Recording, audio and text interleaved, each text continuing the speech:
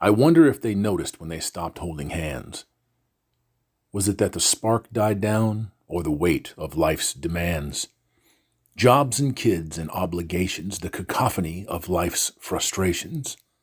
Somewhere in there, that simple gesture lost its elegance. When did it stop being love and become routine? Teasing banter and shining eyes gave way to bills and arguing. The kids have grown and moved away. The house feels emptier every day. Drifting apart is so damn hard, not knowing what to say. Intimacy, a faded dream. The arguments are old. Empty eyes and terse exchanges are all that's left, if the truth be told. When they look at one another, can't remember what they saw. 20 years ago, has it really been that long? I wonder if they noticed when they stopped holding hands, gave their passion to their children, their careers, and to their plans. Became blinded to each other, worker bees, instead of lovers who started out fingers entwined, walking hand in hand. The rise of the ghost nation. Good morning, good afternoon, good evening, gentlemen. Hammerhand, the MGTOW monk, back at you one more time. You know, we get this thing from other sectors of the manosphere. I just watched a live, well, it was a live, not live now, of one Kevin Samuels on Donovan Sharp's channel, or vice versa. I think it was on Donovan Sharp's channel. Popped up in a random feed. Said a couple of minutes, let's take a look at it and see what these men have to say. And it was not unlike what you would expect. It was 12, 13 minutes or so of, you got to do better. You got to do the work. You got to show them you're worth it. You got to stack your green. Got to stack that coin. Got to get the house. Got to get the car. You got to understand you. And we're going to tell you some hard truths out here. It's all on you. Why? Why is it all on you? Anybody ever asked that question? I'm sure that some of you have. I've asked the question, why is it all on me? And I come up with very different questions and different answers than men like Sharp and Samuels. They seem to think that you're perpetually stuck, that you're out there, that you're not going anywhere because maybe your head's a little too bald. Maybe your waist just a little too big. Maybe that's why you're a MGTOW. Maybe that's why you're a red pillar. Oh, and I know what it is. You're a MGTOW. You were sent your own way, right? You don't have any agency, any accountability. Isn't it amazing? It is amazing to me how the people that front for females and the female causes, the 10 billion that Goldman Sachs just promised to support and grow black women and their business, how everyone around them wants to absolve them of their responsibility, their accountability, and their agency and give it to you. You must have accountability and agency for the both of you because you've got different genitals.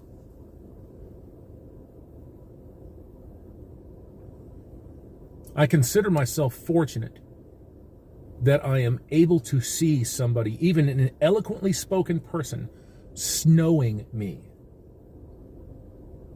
I feel very fortunate to be able to see that. But there's not a lot of you out there that do see it, though. Not a lot. Excuse me. Some of you will say, you know, now that you mention it, but why did I have to mention it? Why wasn't this a thought in your head? There are people all around you that are monetizing you in every direction that you go. all around you. The differences between men and women now, it's like looking out across the Grand Canyon. It's a chasm. It's enormous. There are still some red pill, some MGTOW, that suggest that females should embrace their traditional role. Childbearer, mother, wife. I'm not one of them. Because I told you this before, I see what's going on out here. Your birth rates will decline. You will have catastrophic declination in birth rates.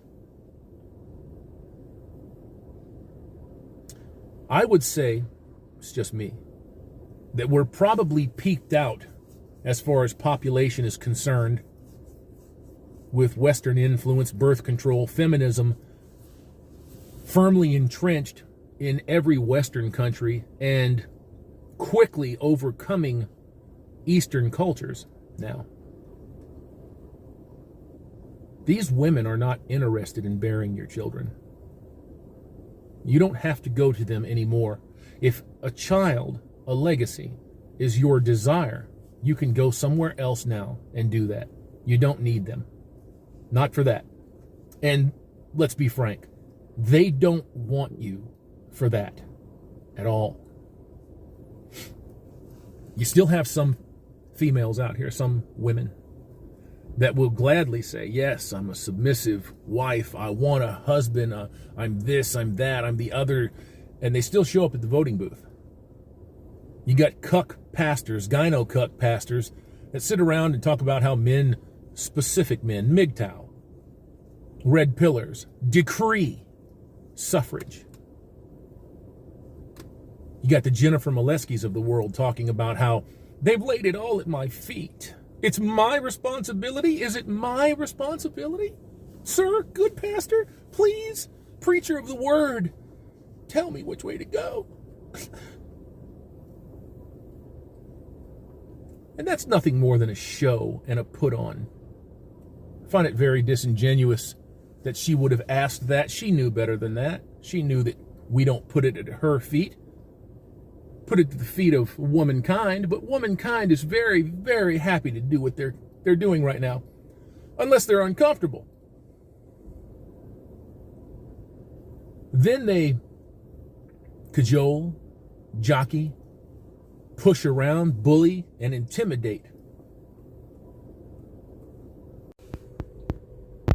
You had a great example of that the other day when I told you about the female that tried to push and bully me into putting a mask on and jumping out of the same line that she was in. And you will find this with women much faster than you will find it with men. Much. I would be remiss if I didn't mention a couple of days ago that I went into another Kroger right down the street, and the fella behind me, while I'm turned around and I'm positioning my groceries and I'm getting ready to leave, I hear, "Hey, big man." And I turn around and I'm expecting it. And he says, "Kudos to you, man. The whole thing here. Good job." And he's wearing his down around his neck. And I said, "There's too much of this already. It's unnecessary. It doesn't need to happen." The cashier was looking at us and like, the bag girl was looking at us and like, so yeah, I felt like I had to mention that too. Where you get the negatives sometimes, you also get the positives. But I find it very interesting that it was a woman that tried to push me into shit and a man that was giving me kudos for not doing it. Interesting. Interesting. Gentlemen, you have to get out there and live this stupid phrase. I hate this phrase. Your best life. Whatever the fuck that means. I don't believe in that. Just live. You just live. You just live. You have to rise above all of these idiotic expectations that are put on you by females, by other men, by the government, by these elected officials, these people that put themselves in positions of power over other humans that they are no better than. But they were elected, Hammer. Were they? Were they? You don't know that. I don't know that. And now the whole world looks at it and they're like, okay. We don't know that anymore. We don't know who's electing who. I am very much of the opinion that these people install their own, plain and simple, that there's a great big power struggle out here for culture, and you are the participatory audience. You just don't know it. It's the new television in real time. Yes, mainstream television is dying. Cable is dying on the vine. But things like this are taking its place. You see? You effect real change by starving out the system that supports this. One person at a time makes a huge difference, an enormous difference. You may not know 10 people that are doing it. I might not know them, but they're there. And then there's 10 more for them, and 10 more for them, and 10 more for them. We know for a fact there are millions of people out here right now actively avoiding this. Push will come to shove. It will. You have women right now, everywhere in the Western world, clamoring for government to make them safe. Make us safe. Put a 6 o'clock curfew on men all over England. Stop men from masturbating in Ireland and Australia. Find them if they do. We are the sexual vessels. We can't be replaced, is what they think about themselves, because their fucking heads have been gassed for 70 years. Much longer than that, but 70 concentrated years.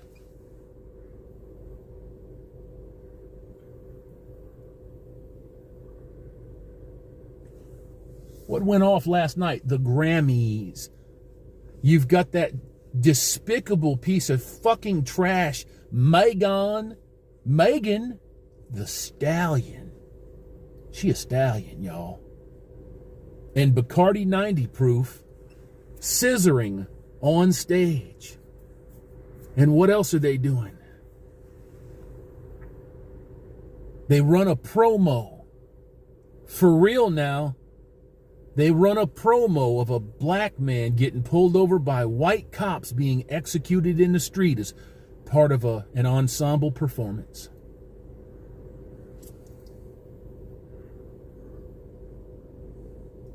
Don't fall for this okie doke. Don't fall for this. The only real power that these people have is the power that you give them. And god damn, there's so many stupid, uninformed people out here. Don't be one of them.